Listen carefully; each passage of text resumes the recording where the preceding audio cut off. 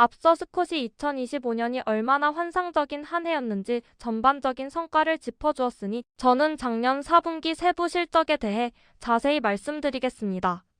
실적 발표 자료 10페이지를 보시면 대출 실행액이 26억 달러로 전년 대비 40% 성장했습니다. 우리가 제공하는 가치가 여전히 매력적이기 때문에 대출 신청 수요가 매우 강력합니다. 또한 시장에서 대출 채권이 팔리는 가격이 이번 분기에 계속 상승하면서 투자자들의 수요도 견고하게 유지되고 있습니다.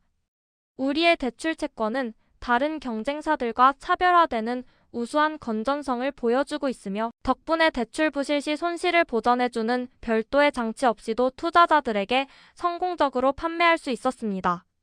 우리는 은행 라이선스를 가진 장점을 활용하여 매각용 대출 중 일정 기간 이자가 잘 납부되는지 확인 과정을 거친 숙성된 대출 포트폴리오를 18억 달러 규모로 키웠습니다.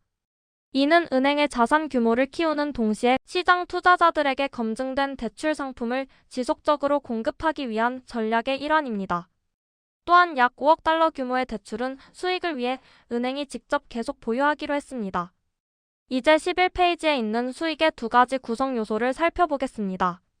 수수료 등 비이자 수익은 대출 판매량 증가와 판매 가격 개선, 그리고 우수한 건전성 덕분에 38% 성장한 1억 300만 달러를 기록했습니다.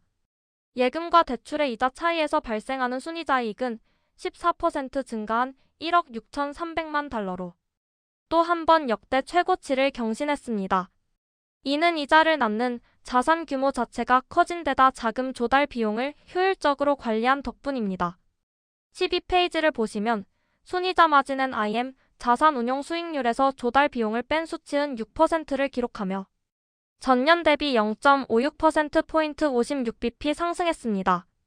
다만 2026년의 빠른 성장을 위해 현금 보유량을 늘리다 보니 지난 분기보다는 조금 낮아졌습니다. 만약 현금 비중을 이전과 같이 유지했다면 순이자 마진은 0.17%포인트 더 높았을 것이고 지난 분기와 거의 비슷했을 것입니다. 저희가 투자자의 날인베스터 데이에 공유해드린 대로 대출 포트폴리오를 늘리면서 이 현금 유동성을 활용하면 순이자 마진 개선에 도움이 될 것으로 기대합니다. 자금 조달의 핵심인 예금 잔액은 전년 대비 8% 증가한 98억 달러로 마감했으며 모든 상품군에서 건강한 예금 유입 흐름이 이어지고 있습니다. 13페이지 비용 부문을 보면 영업비용 비이자 비용은 1억 6,900만 달러로 전년 대비 19% 늘었습니다. 전 분기나 전년 대비 비용이 늘어난 주된 이유는 미래 성장을 위해 마케팅 투자를 계획대로 늘렸기 때문입니다. 이제 건전성 부문을 보시겠습니다. 연체율이나 대출 손실 처리 지표가 경쟁사들보다 훨씬 낮아 업계 최고 수준을 유지하고 있습니다. 대출 부실에 대비해 쌓아두는 대손충 당금은 4,700만 달러였는데 이는 철저한 심사와 안정적인 소비자 신용 상태를 반영한 결과입니다. 이번 분기에는 은행이 보유하는 대출 중 대규모 구매 자금 대출 비중이 높았는데 이 대출은 기간이 길어 회계 규정상 첫날 쌓아야 하는 충당금 규모가 큽니다. 실제 대출 손실률 순손실률은 전년 대비 0.8%포인트 낮아져 매우 우수한 성과를 보였습니다. 지난번 설명해드린 대로 최근 실행된 대출들이 시간이 지나면서 자연스럽게 발생하는 손실 때문에 지난 분기보다는 손실률이 약간 높아진 상태입니다. 14페이지를 보시면 향후 발생할 예상 손실 CCL 추정치 역시 2025년 대출분을 포함해 모든 시기별 대출 그룹에서 안정적이거나 개선되는 모습을 보이고 있습니다. 앞으로는 이러한 지표들이 안정 궤도에 올랐고 모든 신규 대출에 대해 공정가치 평가 방식 FVO, 시장 가치를 즉각 반영하는 방식을 적용하기로 함에 따라 이 슬라이드는 분기별로 업데이트하지 않을 예정입니다.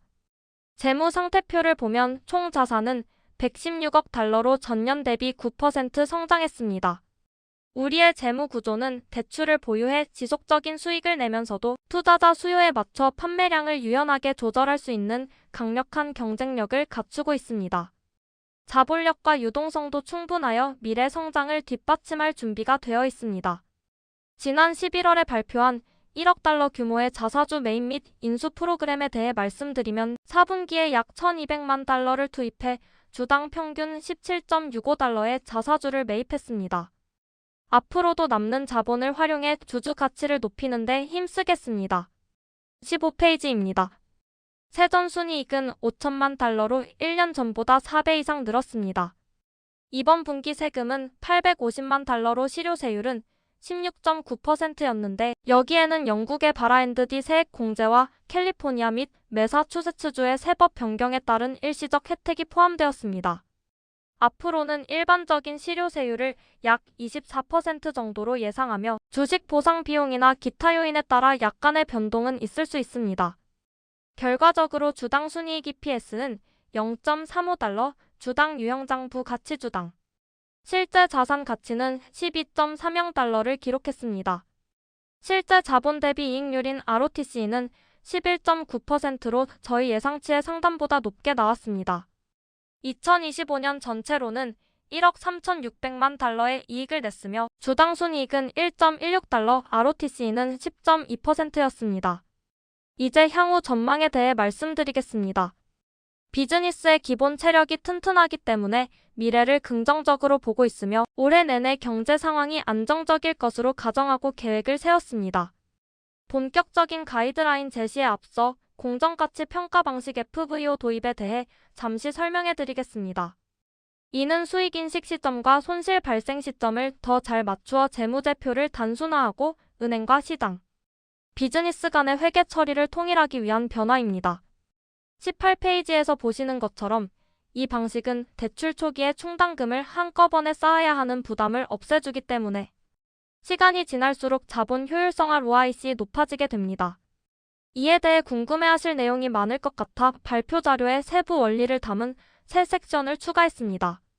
대출 발생 시 가치 평가 방법, 이후 수익과 손실이 장부에 반영되는 방식 등을 상세히 설명해 두었습니다. 21페이지와 22페이지의 예시를 보시면 실제 수치상으로 어떻게 나타나는지 쉽게 이해하실 수 있을 것입니다. 내년 1분기 실적 예측을 돕기 위해 공정가치 조정액과 충당금 추정치도 함께 제공합니다. 1분기 공정가치 조정액은 2025년 4분기에 약 2배 수준이 될 것으로 보이는데 이유는 3가지입니다.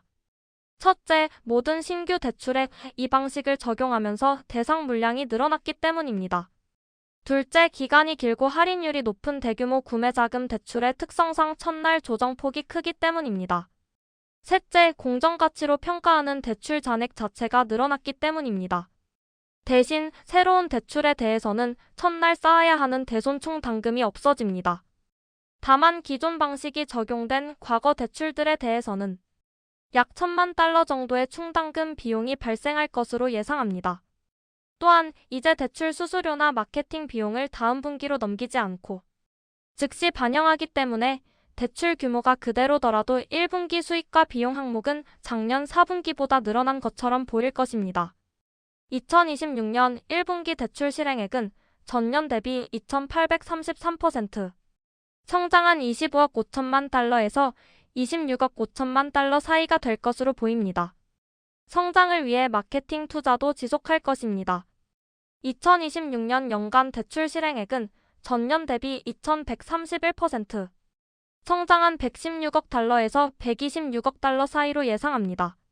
수익 면에서는 1분기 주당 순이익을 전년 대비 대폭 성장한 0.34달러에서 0.39달러 사이로 보고 있으며 2026년 연간 주당 순이익은 1.65달러에서 1.80달러 사이로 예상합니다. 이는 저희가 약속한 1315%의 자본 효율성 ROTC 목표와 일치하는 수치입니다.